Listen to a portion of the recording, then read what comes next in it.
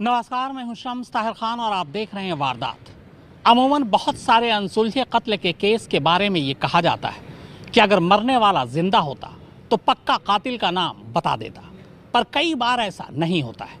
पटना की एक नामचीन मॉडल और मिसेस बिहार की गोली मारकर हत्या कर दी जाती है, मगर मौत से पहले वो करीब 5 दिनों तक अस्पताल में जिंदा रहती है।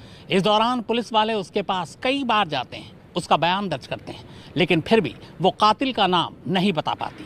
5 दिन बाद उसकी मौत हो जाती है। अब पुलिस को उसके कातिल को ढूंढना था। आखिरकार पुलिस को कातिल मिल भी जाता है, लेकिन जिसे वो कातिल समझ रही थी, दरअसल असली कातिल उसके पीछे था।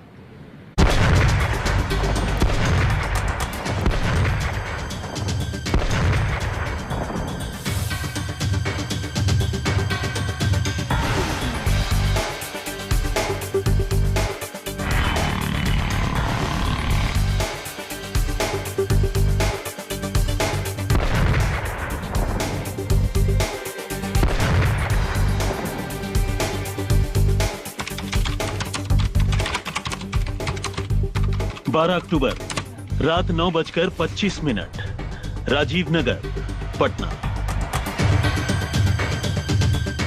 ये नवरात्रि का 7वां दिन था। पटना की नामचीन मॉडल और मिसेस बिहार पीजेंट की सेकंड रनर अप मोना राय रात को पासी के मंदिर से पूजा कर घर लौट रही थी। अभी उन्होंने अपने घर के बाहर स्कूटी रोकी ही थी कि अचानक पीछे से आए कातिलों ने उन पर फायर झोंक दिया।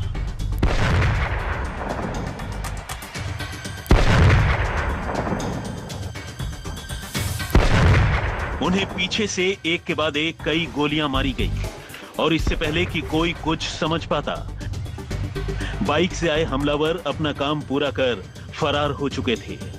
हमलावरों ने जब मोना राय को गोली मारी तब उनके साथ उनकी छोटी सी बेटी भी मौजूद थी, जो मोना के साथ ही मंदिर गई थी, और इस हमले में वो बच्ची बाल बाल बच गई।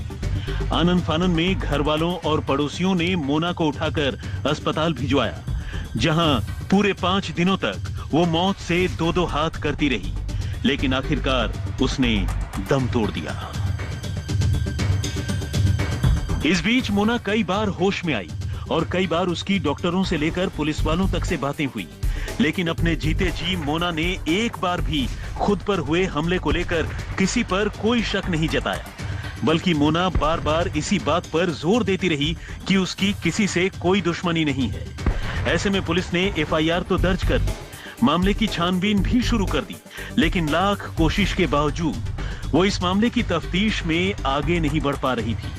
हालांकि पुलिस को इस बात का पूरा यकीन था कि जिस तरह कातिलों ने मोना पर घात लगाकर हमला किया है, उसके पीछे दुश्मनी के सिवाय कोई दूसरी वजह हो ही नहीं सकती। कम से कम इसे लूटपाट या ऐसी ही कोई दूसरी घटना से जोड़कर नहीं देखा जा सकता था। तमाम पहलुओं की पड़ताल करने के बाद पुलिस इस शुरुआती नतीजे पर पहुंच चुकी थी कि यह मामला मिस्टेकन आइडेंटिटी यानी धोखे में किए गए कत्ल का भी नहीं था, क्योंकि मोना पर जिस तरह से हमला हुआ वो इस बात की तरफ इशारा कर रहा था कि मोना पर फायरिंग कोई आनन फानन में नहीं हुई, बल्कि कातिलों ने वार करने से पहले बाकायदा मोना की और उसके घर की रेकी की थी, उसका इंतजार किया था, और जब उन्हें इस बात का इत्मीनान हो गया कि यही वार करने का सबसे सही वक्त है, तभी उन्होंने मोना पर गोली चलाई।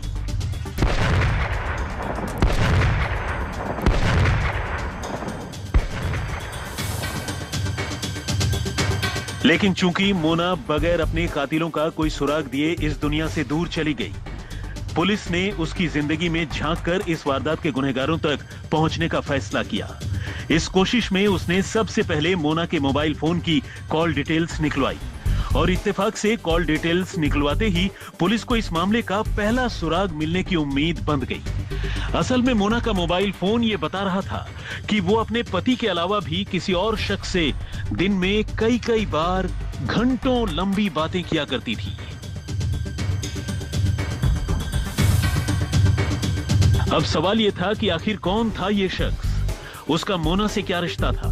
मोना शादीशुदा होने के बावजूद इस शख्स से आखिर इतनी बातें क्यों करती थी। कहीं इस कत्ल में इसी संदिग्ध शख्स का कोई रोल तो नहीं था। कहीं ऐसा तो नहीं कि वो मोना से पीछा छुड़ाना चाहता था। अगर हां तो क्यों? क्या मोना के पति को अपनी बीवी के किसी और शख्स से इतनी लंबी बातें करने की खबर थी? अगर हां, तो क्या मोना के पति ने कभी उसे ऐसा करने से रोका नहीं? कहीं ऐसा तो नहीं कि इस कत्ल में मोना के किसी करीबी या फिर उसके पति का ही हाथ था? कुल मिलाकर पुलिस के पास अनगिनत सवाल थे और जवाब किसी का नहीं था।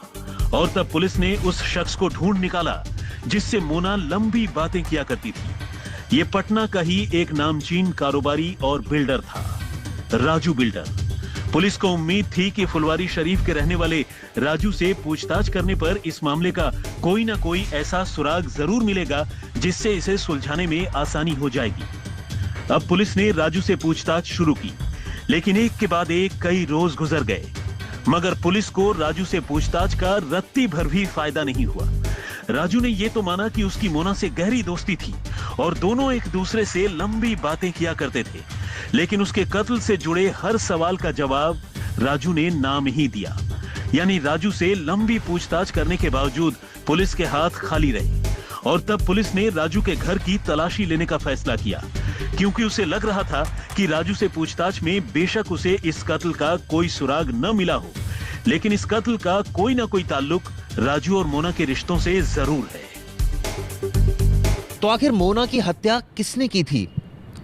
दरअसल ये बात तो साफ हो गई थी कि मोना के राजू से रिश्ते थे और इसकी बाकायदा कॉल डिटेल रिकॉर्ड पुलिस के पास थी, जिससे साफ हो गया था कि दोनों के बीच कई बार काफी देर बातचीत होती थी। लेकिन सवाल वही था कि आखिर हत्यारा कौन? जांच में यह बात साफ हो गई थी कि राजू का इस हत्याकांड से कोई लेना देना नहीं है। तो फिर यह हत्या किसने कराई थी? यह सवाल पुलिस के लिए सरदर्द बना हुआ था। राजू के घर की तलाशी लेने पर इस मामले में एक और नया ट्विस्ट आ गया। पुलिस को राजू के घर से शराब की बोतलें मिली। बिहार में शराबबंदी है, यानी शराब पीने और पिलाने पर रोक है। ऐसे में राजू बिल्डर के घर से शराब मिलने पर पुलिस को उस पर शिकंजा कसने का एक मौका मिल गया। पुलिस ने उसे नाजायज तरीके से शराब रखने के जुर्म में गिरफ्तार कर लिया, लेकिन इसके बावजूद कोई फायदा नहीं हुआ। हालांकि पुलिस ने राजू बिल्डर के इर्द गिर्द अपनी तफ्तीश जारी रखी। पुलिस को पता चला कि राजू और मोना का रिश्ता 10 साल से भी ज्यादा पुराना है और इसके बारे में दोनों के परिवार वालों को भी खबर थी। हाल ही में राजू ने मोना को एक प्लॉट भी गिफ्ट में दिया था। अनीता देवी और मोना राय शादीशुदा औरत थी। इनका 2 बच्चा भी है, पति भी है। पति काम करता है बोरिंग रोड के आसपास कहीं पे। इनका पिछले 9 साल से संबंध था एक राजू नाम का लैंड ब्रोकर है, जो कि फुलवारी शरीफ में रहता है। पहले मोना देवी भी वहीं रहती थी, तो वहीं अगल बगल में रहने के कारण उन दोनों की नजदीकियां आपस में बढ़ी थी। धीरे धीरे पहले वो सिर्फ संबंध था जो चला आ रहा था इनके घर वालों को, मोना राय के घर वालों को और राजू ब्रोकर के घर वालों को, दोनों के संबंध के बारे में पता था। इसी बीच पुलिस को राजू बिल्डर के नजदीकी लोगों की पड़ताल करते हुए एक ऐसे शख्स का पता चला जो पेशे से शूटर यानी क्रिमिनल था। अब पुलिस ने बगैर देर किए आरा से भीम यादव नाम के इस शूटर को धर दबोचा। असल में पुलिस ने भीम नाम के इस शूटर को पकड़ने के लिए टेक्निकल सर्विलांस की मदद ली।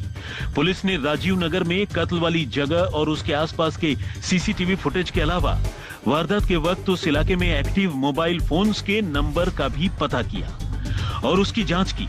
और इसी कोशिश में पुलिस को शूटर भीम यादव के बारे में पता चला और जैसा कि पुलिस को शक था, मामला ठीक वैसा ही निकला। पूछताछ में पहले तो भीम ने पुलिस को बरगलाने की पूरी कोशिश की, लेकिन फिर जल्द ही उसने मान लिया कि वो मोना राय के कत्ल में शामिल है। भीम असल में उन शूटरों में शामिल था जिन्होंने 12 अक्टूबर को मोना राय को गोली मारी थी। अब पटना पुलिस को इस हाई प्रोफाइल कत्ल का एक अहम सिरा मिल चुका था, लेकिन कत्ल के मास्टरमाइंड तक पहुंचना अभी बाकी था। और तब पूछताछ में भीम ने पुलिस को जो कुछ बताया, उसका शक पुलिस को पहले से ही था। मोना के कत्ल की सुपारी किसी और ने नहीं बल्कि खुद राजू बिल्डर की पत्नी ने दी थी। तो साफ हो गया था कि यह कहानी रिश्तों के इर्द गिर्द ही घूम रही थी। दरअसल इस मामले में पुलिस को मास्टरमाइंड का पता चल चुका था। पुलिस ने शुरुआत में शूटर भीम को गिरफ्तार किया और उसने मास्टरमाइंड यानी राजू की पत्नी के नाम का खुलासा किया। उसने बताया कि राजू की पत्नी ने ही उसे हत्या की सुपारी दी थी। और आखिरकार पुलिस ने इस सिलसिले में मामला दर्ज कर जांच शुरू की और अब इस मामले में उसकी पत्नी की तलाश की जा रही है। असल में राजू की पत्नी अपने पति के मोना से बढ़ते नजदीकियों को लेकर कुछ ज्यादा ही परेशान थी। वैसे तो ये रिश्ता सालों से चला रहा था, लेकिन जब राजू की पत्नी को पता चला कि उसके पति ने अपनी फ्रेंड मोना को गिफ्ट में जमीन का एक महंगा प्लॉट दे दिया है, तो फिर उससे रहा नहीं गया। उसने अपने जानकार भीम सिंह को बुलाकर मोना राय के कत्ल की सुपारी दे डाली।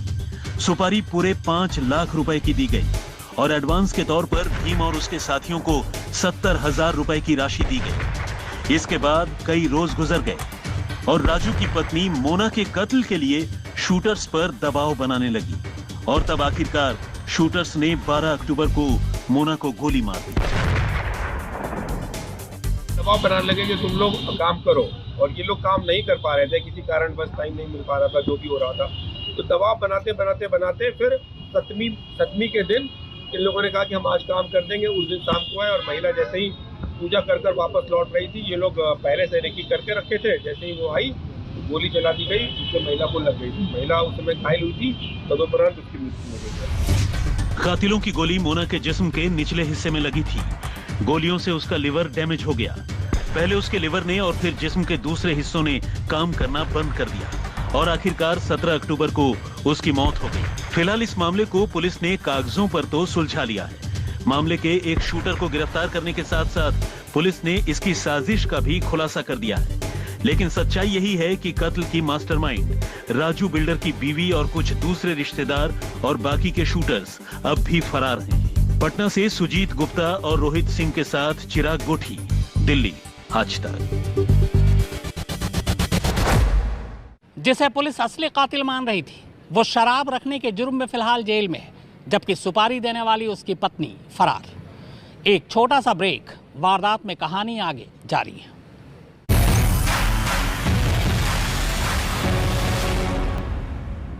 आपको यूपी का मधुमिता शुक्ला हत्याकांड याद होगा, वही हत्याकांड जिसमें अमरमणि त्रिपाठी की पत्नी ने सुपारी दी थी। हालांकि शुरुआत में गिरफ्तार अमरमणि त्रिपाठी हुए थे। इस मामले में भी बिल्डर की पत्नी ने सुपारी दी थी। अब आइए आरती से मोना बनने की पूरी कहानी समझते हैं कि आखिर मोना और इस बिल्डर के बीच क्या रिश्ता था और मोना की जान क्यों गई।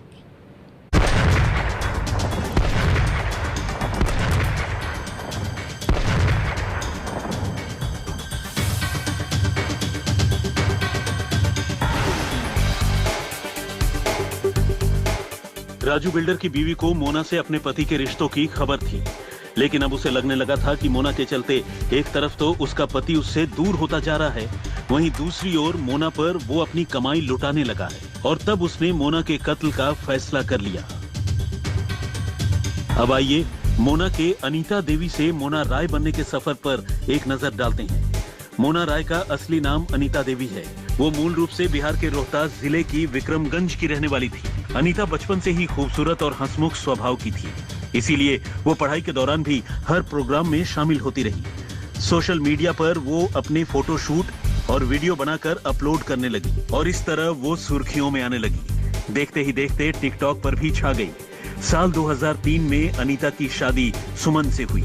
इनका परिवार पटना के राजीव नगर थाना इलाके के रामनगरी की वसंत विहार कॉलोनी में रहता है। पति सुमन फोटोकॉपी की दुकान चलाते हैं। अनीता देवी अपनी खूबसूरती की वजह से ही साल 2020 में मिसेस बिहार की प्रतियोगिता में शामिल हुई। हालांकि वो विनर तो नहीं बन पाई, लेकिन सेकंड रनर अप रही। इससे पहले टिकटॉक पर ही वो मोना राय के नाम से फेमस हो चुकी थी। पटना से सुजीत गुप्ता और रोहित सिंह के साथ चिराग गोठी, दिल्ली, आज तक। तो वारदात में फिलहाल इतना ही, मगर आज तक पर खबरों का सिलसिला लगातार जारी है।